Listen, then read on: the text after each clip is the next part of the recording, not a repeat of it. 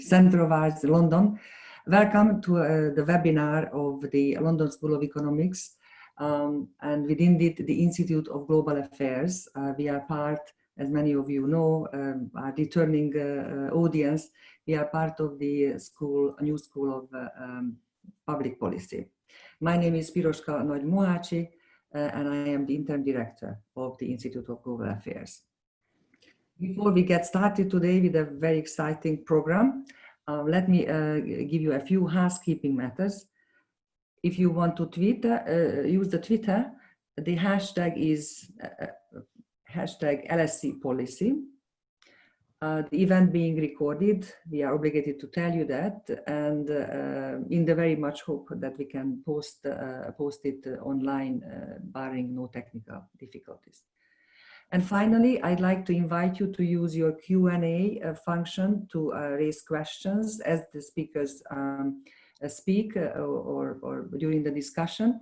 I will be monitoring, and according to my best, I will try to call on and use as many questions as possible in this interaction.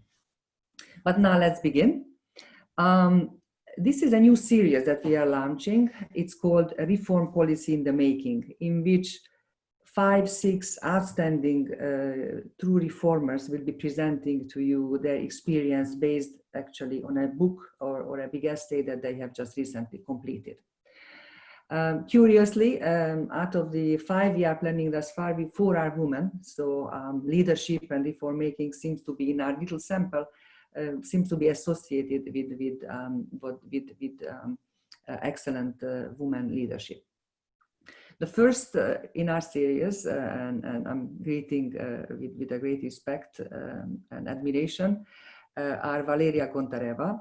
She's currently a senior policy fellow at our institute at the LSE, but she of course is very well known as a former governor of the National Bank of Ukraine, where she led one of the most difficult reforms ever in human history in the context of a big economic and political and military, I might add, crisis. She had to preside over the whole complete remake of the financial sector, the banking sector, to stabilize the economy, and she also had to restructure the central bank itself to make it fit for purpose. She, by training, is a banker, so she was bringing her rich expertise as a private sector participant into the realm of central banking and reforming everything that she touched. She has a new book which she calls a manual for reforms, but frankly, this is much more that. It's a very, very rich insight into how you design reforms, what are the obstacles you have to consider to overcome, and how to be even being a central banker, a very canny policy player, a political player. After that, we hope to have 2 discussants. One is already with us, with great pleasure, Poul Thompson, who recently retired from the IMF after a very distinguished career. I will introduce Poul in a little bit more detail when he starts speaking. And we also hope to have another discussant, Katarina Maternova. She's having some connection difficulty, but we hope that we overcome that. It's a real pleasure to welcome Poul and Katarína, because they are themselves on their own right are reformers in their own area, the institution, and very known for out-of-box policy thinking. And now we will start, but let's make it interesting a little. We will draw a poll. Some of you are familiar with this feature of ours. We like to poll our audience. And I am going to invite you to participate in this poll now, putting out the questions. Because one of the big questions is that how and when to reform. So the question I'd like to pose to you is the following.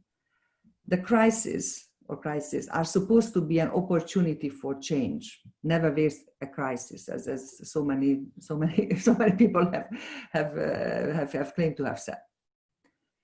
do you think it is possible to major reforms in the middle of a very serious crisis?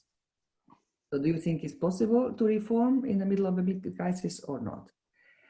So you can say yes, because in fact, big reforms can be started only when the usual political barriers and obstacles seem to crumble and can be overcome. Or you can say no, the best is to get out of the crisis very quickly and start reforms afterwards. So please take your time and let's hear your voice. And Piroska, I just want to say that I'm connected and I heard everything. Katarina, wonderful okay. to be with yeah, us. I'm here. Fantastic, fantastic. Okay. All right. Let me wait just a little bit because we are still waiting for.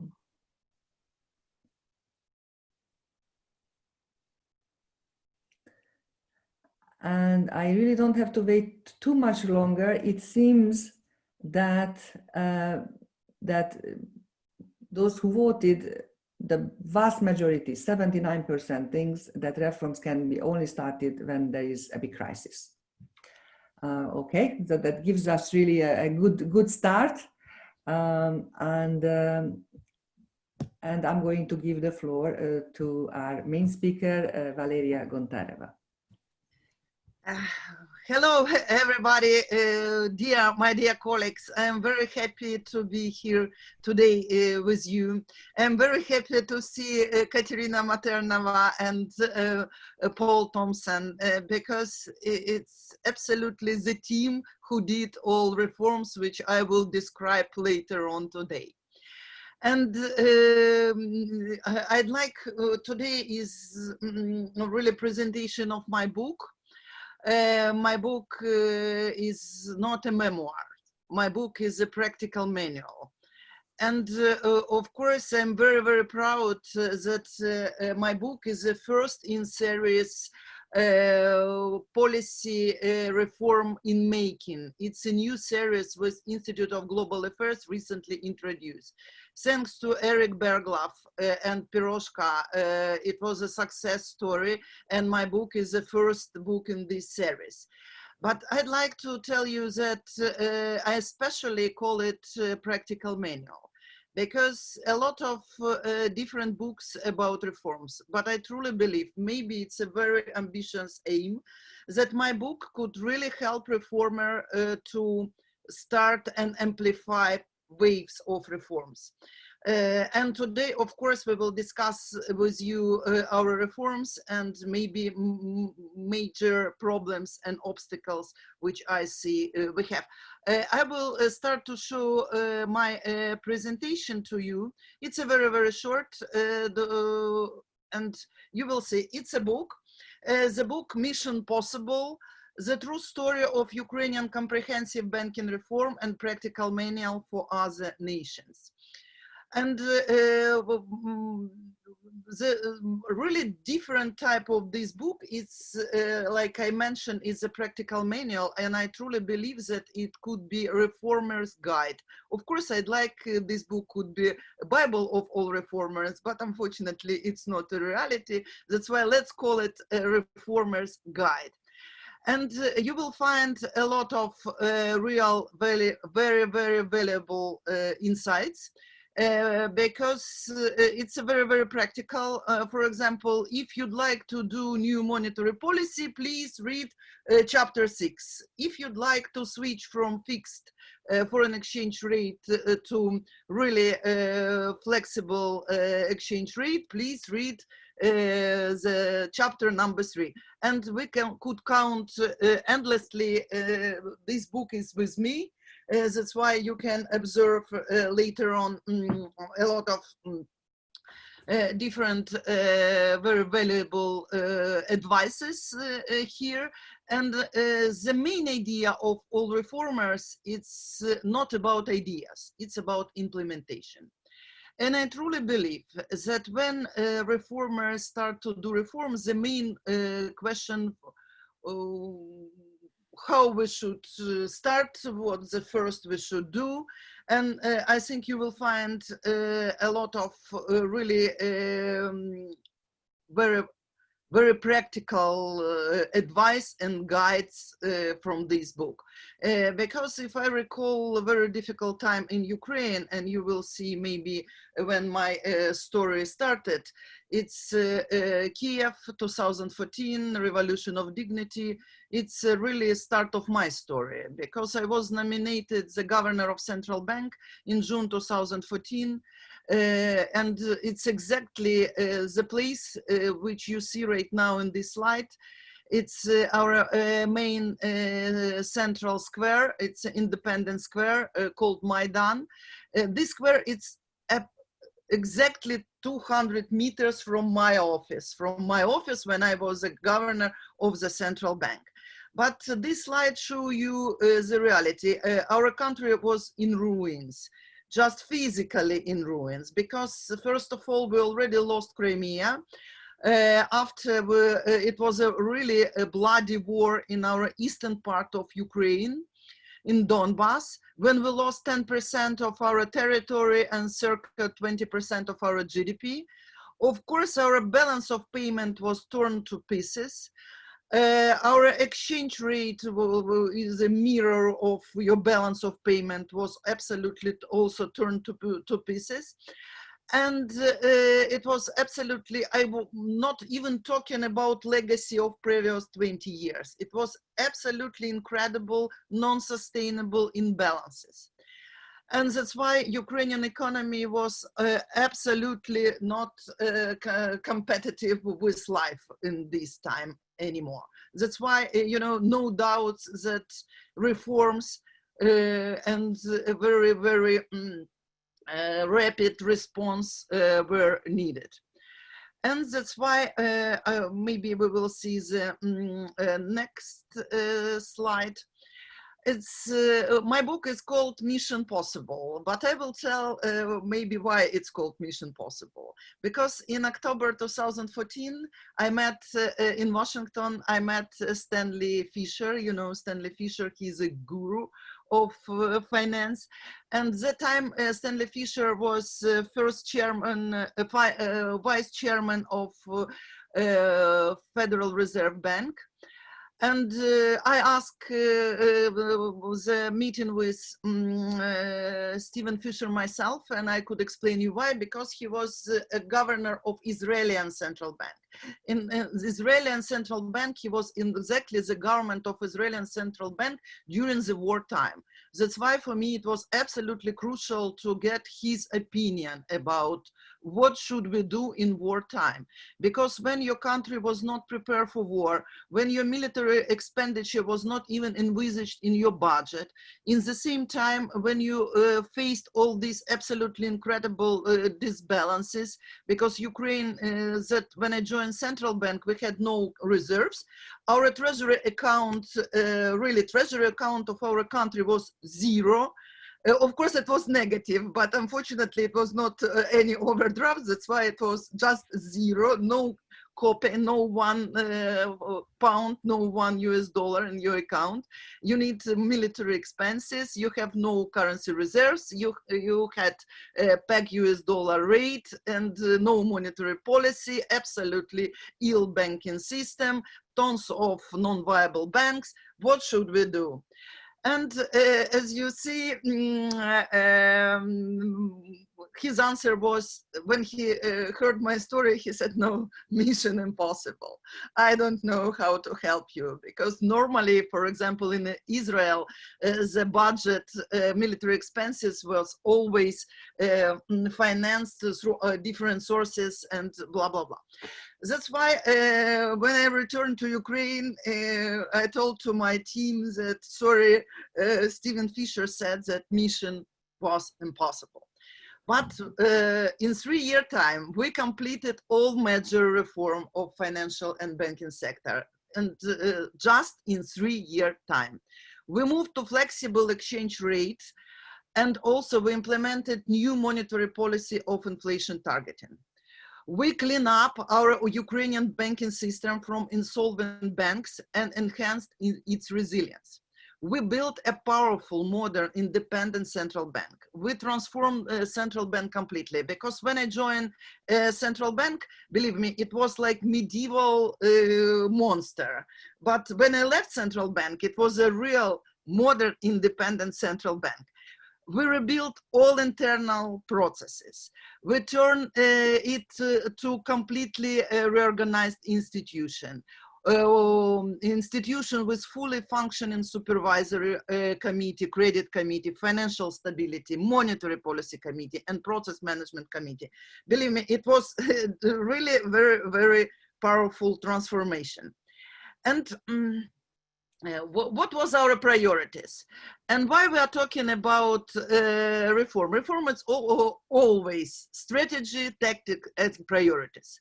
That's why the first priority for us, of course, was macro-financial stability. The second was cleaning up of Ukrainian banking sector. And the third was transformation of a central bank itself.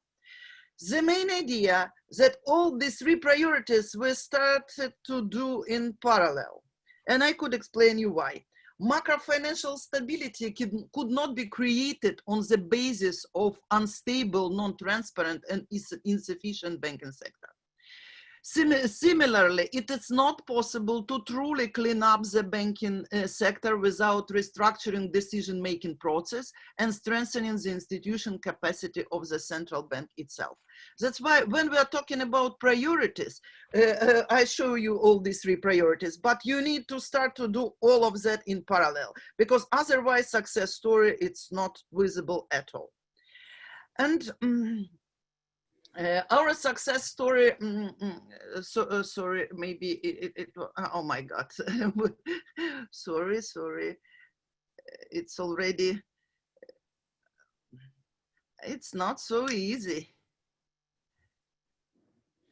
my presentation. Okay, the next slide. It's about our success story was not happened by chance. It was what I already mentioned to you. I will not bother you with Ukrainian banking system, because believe me, when I joined central bank, it was like a really horror movie, because it was some zombie banks, oligarch banking, and banks with no assets, no capital. That's why some banks were just money laundering machine. That's why finally we clean up Ukrainian banking system. We sent 100 banks just for liquidation, because it was not really a bank, it was zombies. And one bank, the biggest private bank, which belonged to Ukrainian oligarch, was nationalized. And it's our story. Our success story was not happened by chance. And of course, our experience transforming the banking sector and central bank was recognized like a success story. But as I told you, it was not happened by chance, because we had a mission, vision, we had a detailed strategy and action plan, and we had values and leadership. And of course, without international support, we could have no one maybe chance to survive. That's why today with us, our main sponsors of our success is IMF. And I truly believe that IMF is the best IFIs in this world. I truly believe that it's a real leader. And of course, I also like to thank European Union and Katarina Maternova, because she was the real leader in this Ukrainian transformation and our banking sector transformation as well. What we finally, as a result, in Ukraine, after our reform, Ukraine, you know, I mentioned not have, but had, and we will discuss why maybe I mentioned had. When I left central bank 3 years after, of course, it was my personal decision. It was not any political decision. It was my personal decision. Of course, my decision was caused by absolutely incredible sustained harassment, and even some threats of oligarchs and threats, physical threats, and all of that. But frankly speaking, it was my decision, because all main reforms and were already completed. And I said in my final speech in the parliament that my mission already completed, yes. And that's why at that time central bank was truly independent modern central bank, and a transparent and well-capitalized banking system that generates highest profit in history, and sound monetary policy that contributed to sustainable economic growth, and international recognition as a role model for a modern and transparent central bank. And all of that I could say about central bank even half a year ago. And we will discuss maybe later on, could we hope for the same, and what should we do to prevent and reverse of reforms. And of course, it's also maybe just slide for our discussion, because I truly believe that COVID-19 time, it's really time for reforms. Because my personal observation is that we are ready to do reforms only when we face perfect storm, when we stand already on bricks of precipice. And absolutely, when you have absolutely no other way but to do reform. But in the same time, we should not be afraid of word reforms. Because reforms, you know, it's a simple definition of reform is to make changes and improve efficiency. When government and central banks spend enormous money to save life and jobs, we can in parallel improve processes and eliminate inefficiencies. That's why when my book was already finished, I added a special chapter. It's a chapter number 13. It's a policy response on COVID-19 times. And I truly believe, and you will read in this particular chapter, that COVID-19, it's a time for reforms. Because when we are talking that we will survive somehow right now and after we will start reform, unfortunately, antibodies which in organism of our people against reforms, it's very, very strong. During the crisis time, during the COVID-19 wartime, this antibody could be overcome, I could tell you this way. And my maybe last slide, which I'd like to show you, you see it's absolutely awful dementor. It's not written in my book, because everything is happened recently.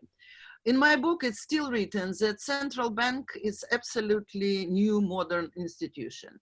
That institutional capacity of central bank is so strong that one-man show is not anymore the case in Ukraine. And also in my book, I have a lot of recommendations for reformers, what to do, how to start, how to do that. But unfortunately, what I observe right now, that all reforms could be reversible. And of course, I'd like to today with Poul and Katarína, they will help me maybe to write the next chapter of my book, how to do reform irreversible. What safeguard mechanism should be implemented to protect reforms and reformers? For me, it's a very, very crucial, because when I left central bank 3 years, I was very happy to observe that institutional capacity of Ukrainian central bank preserved all reform. Our macro-financial stability is still there. We have stable foreign currency exchange rate. We have low inflation, the lowest possible inflation. We had very profitable banking sector, and I was so proud of that. But 3 months ago, the governor of central bank, Mr. Smoley, put his resignation letter because of political pressure. And he publicly announced all of that. And right now, what I see in a central bank, that during 2 months, 30 professionals already left central bank. And I have no doubts that exodus of the most professional people in the central bank in one day will become the real lose of independence. And of course, I think we need to protect reforms, because otherwise, you know, all international communities supported us. Ukrainian program with IMF was full of conditionality, and we did everything, and we met all prior action and structural benchmarks. But right now we see how all our success reforms are unfortunately rolling back. And that's why I think it's maybe we will discuss later on, but it's the end of my speech, and my book already in Amazon. And of course, you can read it in absolutely free of charge at LSE website, our website. Thank you very much. Thank you very much, Valeria. Not only that she is a passionate reformer, but she's also a fierce thinker, and have given us a lot to think about. But we are resisting questions at this point. I'd like to turn and give the floor to Dr. Katarina Maternova. She is the Deputy Director General of the European Commission's European Neighbourhood and Enlargement negotiations. Katarina has had a very distinguished record working beforehand in the DG regional policy, where she was in charge of the cohesion policy coordination between the crucial times of 2007 and 2010. She had also senior positions in other institutions such as the World Bank, and she worked, of course, in the reform government of Slovakia in 1990 and 2002. So very rich experience. Katarina, the floor is yours. We are excited to hear what you think about the subject. Thank you very much, Piroska, and thanks a lot, Valeria, for actually your energy and stamina and inspiration that you put into the book. And I had a chance to not read it cover to cover yet, but already have seen that a lot of the discussions that we've had over the years are very much reflected in there. And I think it's fantastic that you are writing it. I was expecting to speak after Paul, but just simply because I very much agree that in terms of the anchoring of the key reforms in Ukraine over the last several years, the IMF has played really a pivotal role, and we have all relied on the IMF's sort of leadership on a number of the issues. But I think that indeed the EU has been central in that process as well. But before I get to Ukraine itself, let me just pay a tribute to Valeria herself personally, in the sense that, and I have done myself a lot of thinking about reforms and how they happen, and sort of realizing that reforms is really not about the technocratic solutions, but about political management of big changes.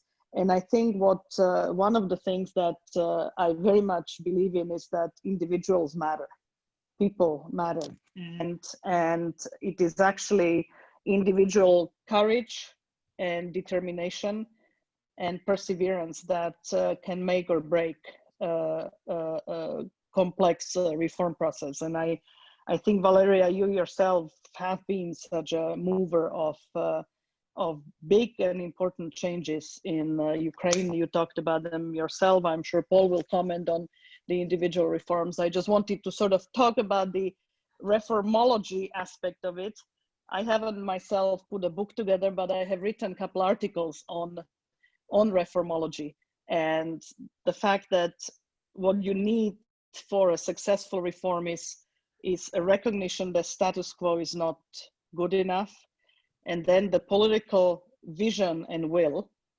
And the third ingredient, and I think you made yourself the point very clearly, is the implementation, is the path between the vision and what happens next. And I think that in this respect, the reform of the central bank and all the reforms that you did, not only with the bank as an institution, but the banking sector reform, as well as the floating of the currency, etc., have been really not only well thought through, but were practically implemented in a very good way. So I would say for that, you had a team with you, but your personal perseverance and determination, I think, have been a key ingredient in that. Now, you mentioned that Ukraine started from in an unenviable situation. I'm not a macroeconomist, so I'm not going to get into numbers, but there are two numbers that actually I find striking, that at the time of the reforms with fallen apart economy, etc., Ukraine was still putting between 5 and 6% of GDP a year to defense. And I think this is a figure that needs to be really taken on board when commenting on what's happening. And the same amount went every year and still is going every year to debt service. So obligations of the previous governments. And this really limits the scope for policy makers. So it's actually admirable how Ukraine has come a long way, because I think it is a transformed country. The one of the reforms which we were proudly supporting and have accompanied, and I think is one of the most consequential reforms in Ukraine, has been the decentralization reform.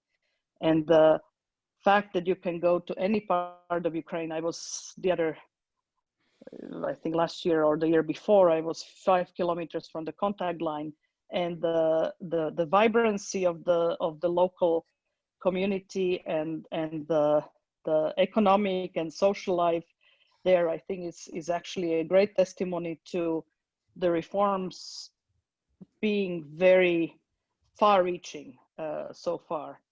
Now I'll stop by saying that reforms is not a linear process, and I think, Valeria, you ended the same way as I was going to end. You and I had many discussions about, you know, can you make reforms reversal proof? Can you structure something into the institutional support or institutional system of this or that reform effort that would prevent their reversal? And I think that in some respects, yes, you can build institutions and make reforms not so dependent on the individuals once they happen. In Slovakia, for example, where I come from, the government that was there before the government of ex-Prime Minister Fico was not sure about the fiscal profligacy of the incoming government, so they set up a fiscal stability board, which actually has managed to keep the fiscal reins on the country over 15 years and changing governments, and it proved to be one of those institutions. But even that's not bulletproof. If somebody really wanted to undo it, it probably could happen. So all I can say is that let us very much hope that we will not, in a few months or years, talk about the independence of Ukraine's central bank only in the past tense. I very much hope that we will be able to talk to it in the present tense, and the EU will be there with the authorities to try to ensure that. Thank you very much. Thank you for your wonderful, warm, appreciative words to our colleague Valeria, and the wise words also for informing her next book about how to safeguard reforms. And now I'm turning to Poul Thompson. He is currently visiting professor in practice at the London School of Economics, our place. and within it, the European Institute. Poul is very well known in European and global circles for having been the director of the European Department of the IMF for long periods of 6 years, and even before then working spending a lot of time in that part of the world, in the advanced European context, working with the ECB and European Commission and the Eurogroup, of course, but also working on what proved to be a very long list of programs in Europe. Paul, the floor is yours. I wanted to mention actually that you were even a res rep were head of the Russian operation at some point, and that's represented in Russian Federation. So his expertise really is very broad, both in depth and regionally. Paul, the floor is yours to follow up on the comments of Katarina. Yeah, thank you. Thank you very much. It's a great pleasure to be here, and thanks for inviting me. So let me go straight to the issue. As Piroska mentioned, I have overseen the IMF's work on Ukraine for more than 15 years, so I think I can say I have been longer and more closely involved than most in the international community. And I think I therefore can say with some confidence that, to put it diplomatically, that Ukraine has been a frustrating case. Much have been achieved, for sure, but there have also been a lot of unfulfilled promises, not least because of exceptional governance problems, yes, because of corruption. But I can say with a similar confidence that I could think of very few senior policymakers who have achieved as much progress as Valeria did during her tenure as governor of the National Bank of Ukraine. And I could think of even fewer who have done it against such formidable odds, with such personal integrity and courage, and at such great personal cost. It has been a truly great pleasure to work with you, Valeria. On the book, I like it very much. It's hands-on and unpretentious. It achieves what it sets out to do, namely to provide other policymakers with concrete advice on what to do and how to prioritize and sequence reforms. This is not grand theorizing or long discussion of analytical issues, but practical advice from an experienced policymakers. I have little doubt that new generations of officials inside and outside Ukraine will find this book to be very useful. I also agree with the description of the main achievements. Let me emphasize 3 areas. First, the modernization of the internal operations and organization of the National Bank. The National Bank of Ukraine made huge progress towards becoming a modern central bank during Valeria's tenure. She completed the move from a central planning type central bank to a slimmed down and well-focused market-oriented modern one.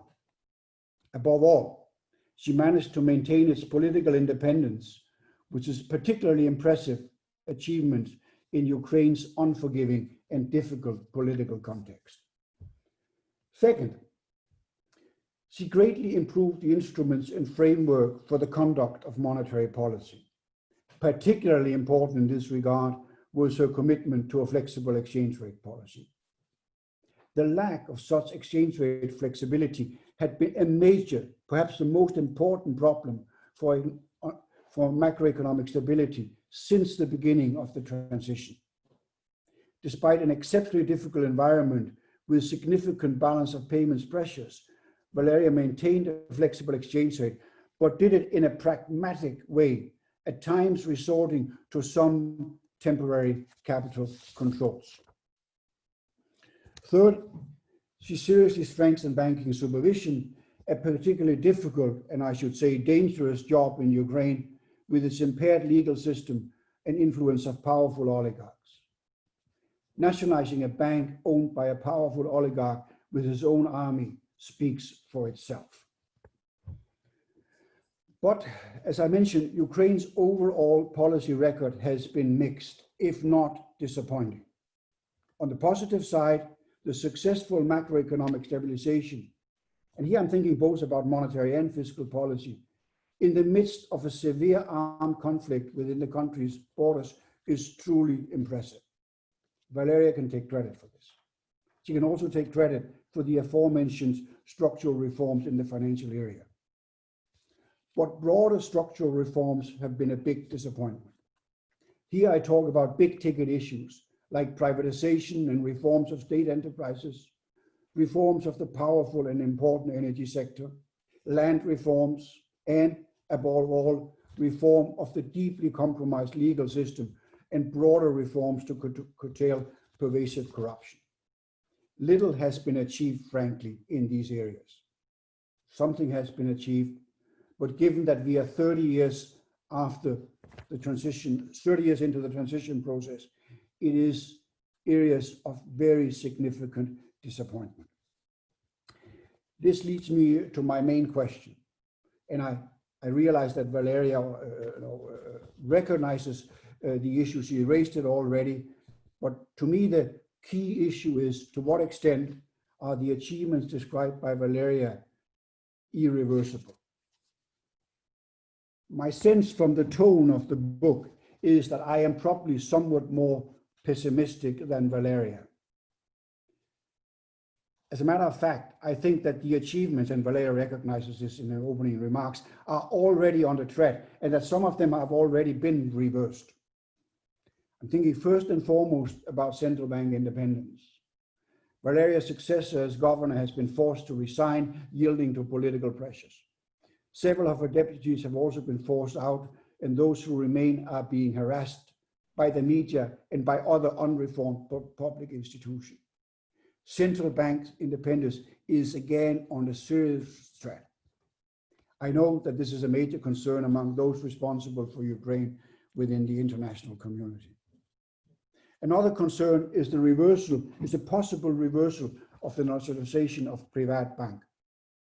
So far, this has not happened, although it is very uncertain where we stand, with the previous owner having significant ability to sway the domestic legal system. The main hope actually appears to be that he is now under serious scrutiny by law enforcement in foreign jurisdictions. To me, this is the litmus test. I am no longer part of the policy-making community, but if it was up to me, the international community should make it clear, be very firm, that they will cut all support if the private nationalization is in effect reversed because of the failures of the domestic legal system. We are talking about 5 to 6 billion here, but above all, we are talking about the basic features of governance and the business climate. So this is the question I have to all of you. This is the question I have to Valeria. Are we not too optimistic about the endurance and robustness of reforms in the financial sector, given the governance problems in the economy at large, given the capture of the political system by powerful vested interests?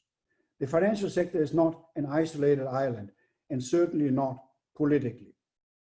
What can be done to strengthen this robustness? I think, for instance, that the international financial community,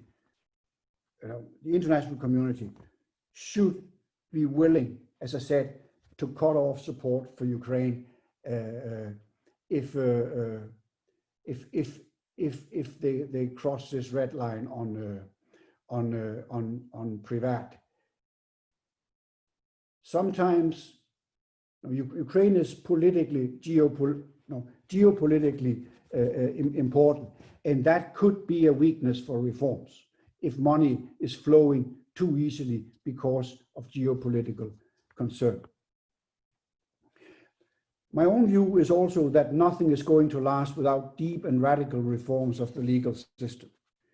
Let me tell you an anecdote told to me by a senior official in the new agency to combat corruption set up under pressure from international financial institutions a few years ago. They had caught somebody in the act, somebody with the fingers in the cookie jar. They then had 3 days to get a judge to approve that he would be put in jail. For 3 days, none of the judges answered the phones. All cell phones were turned off.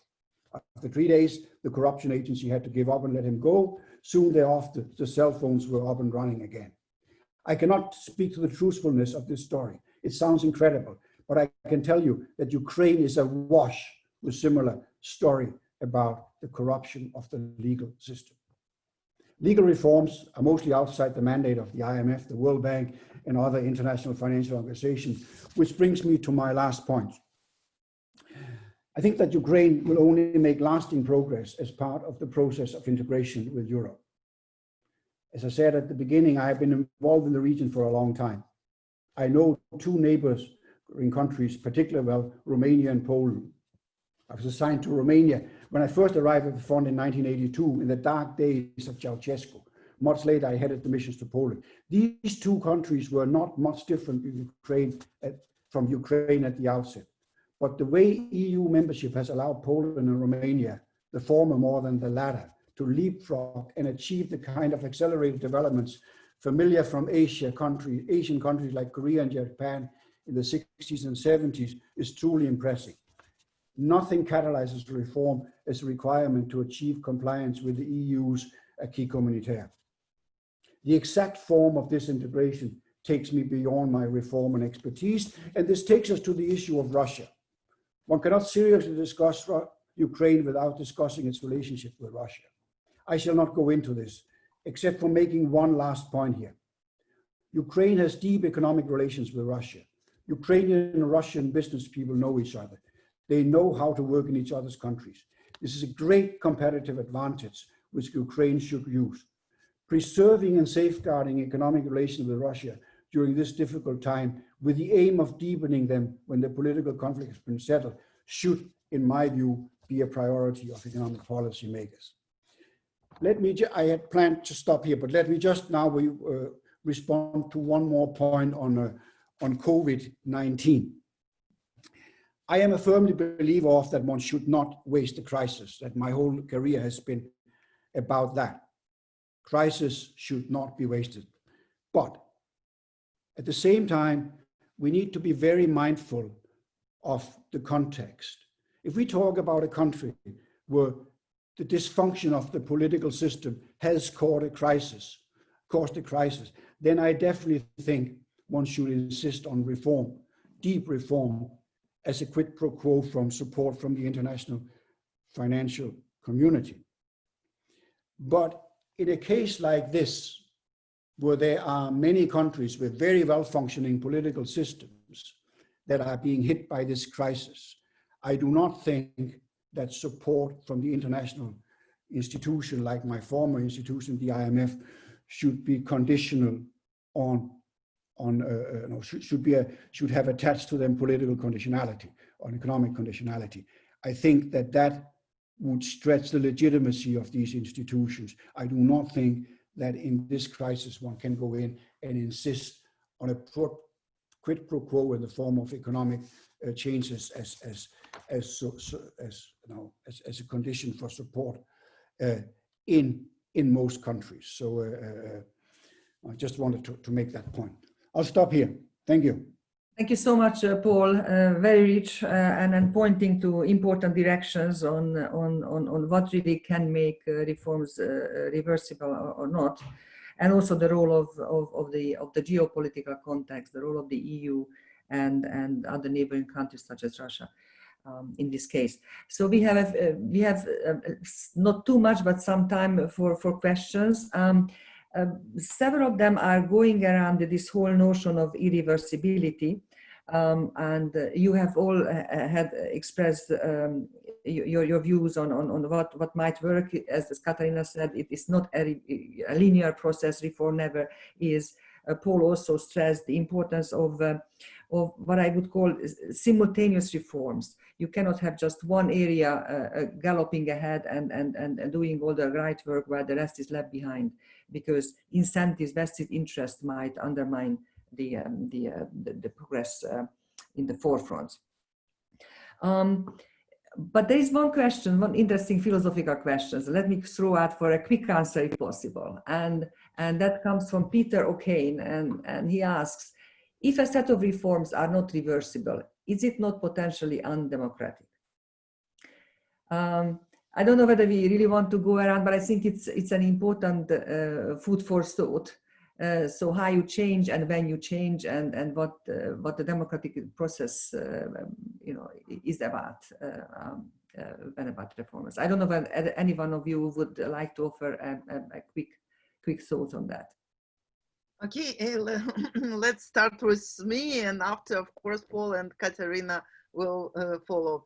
And, we're always discussing about reforms, democracy. Reforms, it's a quite technocratic movement. If you decided that inequality rate should drop 20% next 5 years, you should have your KPIs. If you have your KPIs, after you have your strategy and your tactics, how you could get from the point A to point B. It's what about reforms. Do not mix reforms with ideas. Yes, reforms, of course, KPIs should be agreed on a policy level. But after, reformers should do their technical work. It's my answer. Okay, very interesting. I'm sure we will be able to discuss it for a long time. Katarina, may I ask your views? I don't think that true irreversibility of reforms exists. I gave the example of the fiscal board in Slovakia. Even that could be reversed if somebody really wanted to. It was strong enough to sustain 4 changes of government. Hopefully it will, but that's why I don't think that true reversibility is realistic. But since I'm talking, and that's why I was a little bit sad I didn't go after Paul. So I have to, for the listeners that are listening about Ukraine, let me just say that there are 3 aspects, Paul, I really disagree with.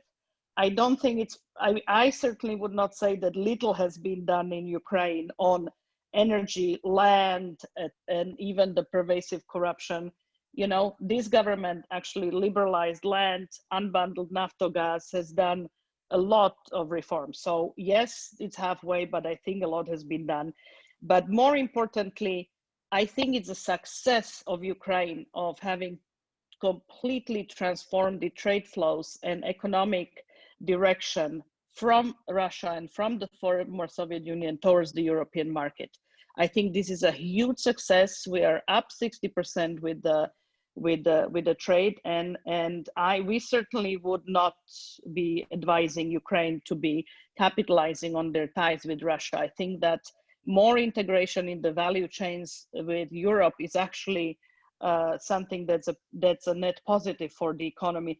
And the last point, I think that everybody, and because this is really, it's about the reversibility of reforms, it's about sustainability of reforms as well. The judicial system in Ukraine is a problem, and it's something that still needs to be very much reformed. But let's not forget, let's look at all of the so-called new member states. The one sector, the one area, the one institutional setup in all of our countries that continues to be a problem, whether you look at Hungary, Poland, Bulgaria, Czech Republic, Slovakia, you name it, is the judiciary. And that's not a coincidence. It was under Western advice when the changes happened that the stress on independence was put, and nobody talked about accountability.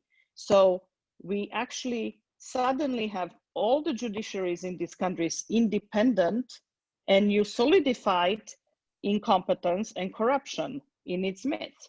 And the trouble we have in Ukraine now is that how do you want to achieve private bank not reversing it if the courts are independent and corrupt?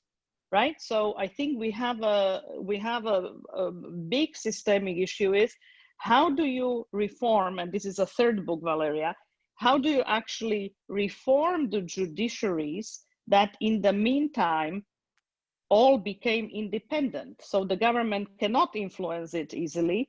How do you build the kind of consensus or the kind of reformability of the system like they did in Albania now, that they actually had 2 years discussion and a constitutional amendment to that? how to reform the judiciaries that are independent is one of the big questions.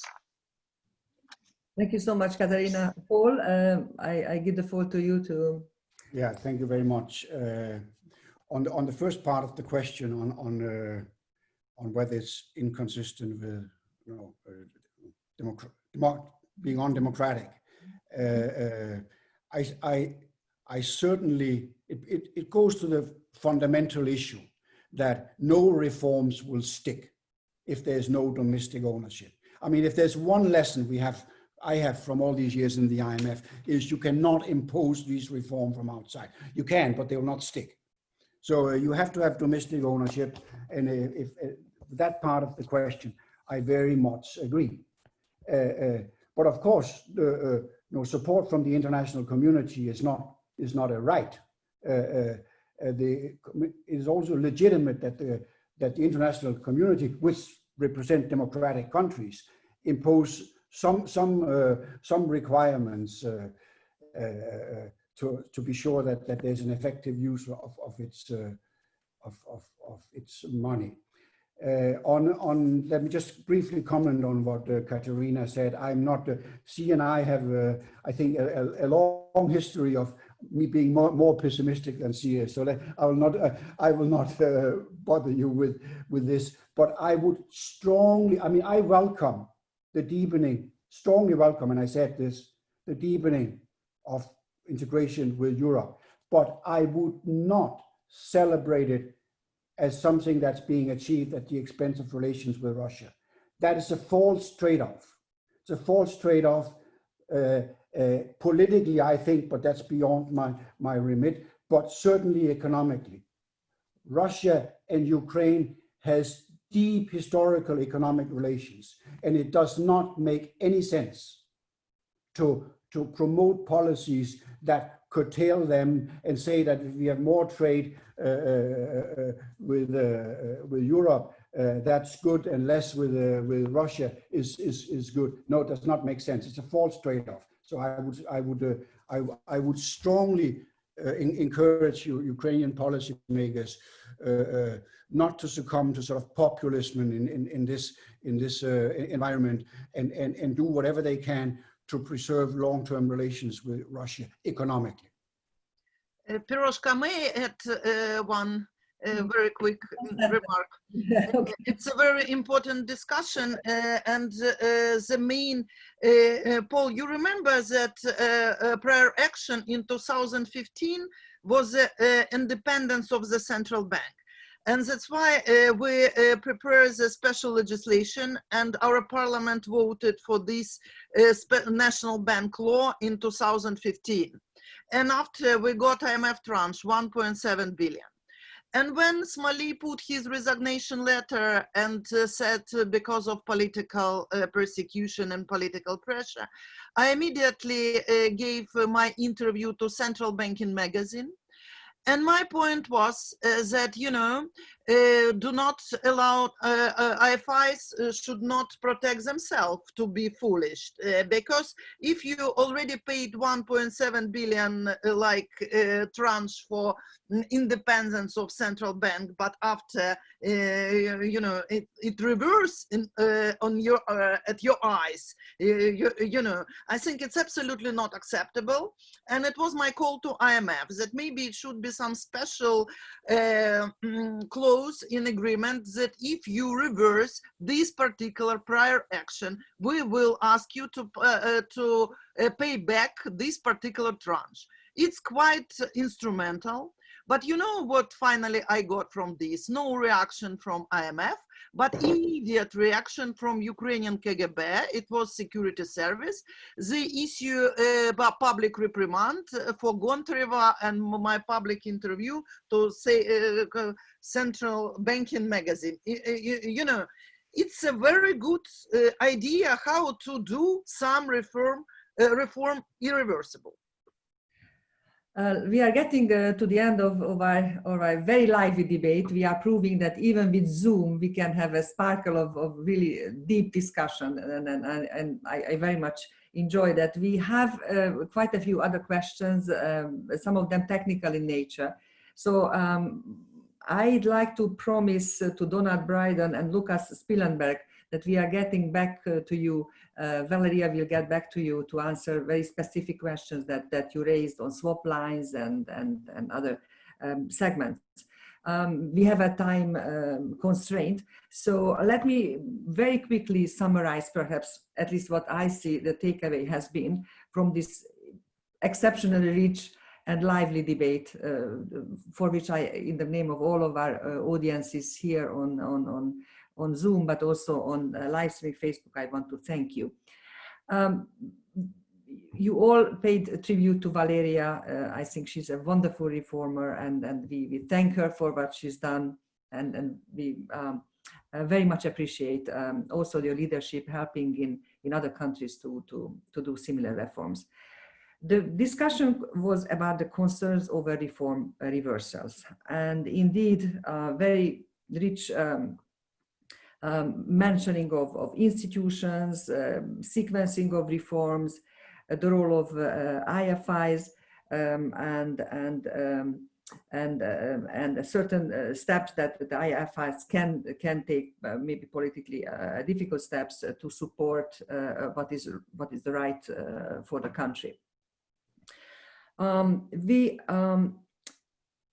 You discussed also we discussed also a little bit the geopolitical context in which Europe has to be seen. It's in the intersection of the EU and Russia. Both are very important and perhaps complementary players, as Poul said.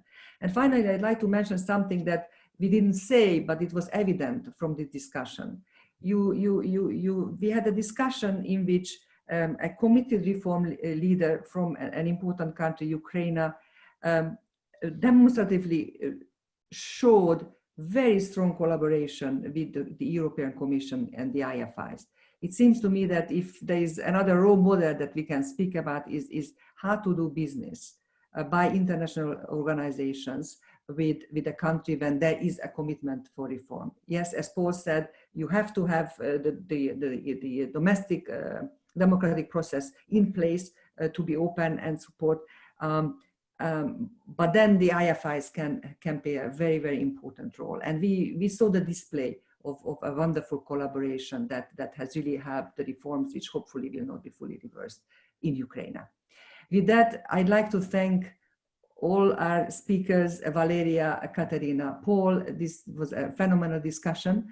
And to our audience to stay with us and to tell you that we will have the next similar series from the Deputy Governor of the National Bank of Hungary, Julia Király, who has just published her new book about the developments in that country and in that region. We will be welcoming her on November 4th, and we hope to see you there and at other webinars of the LSE. Thank you very much. Thank you.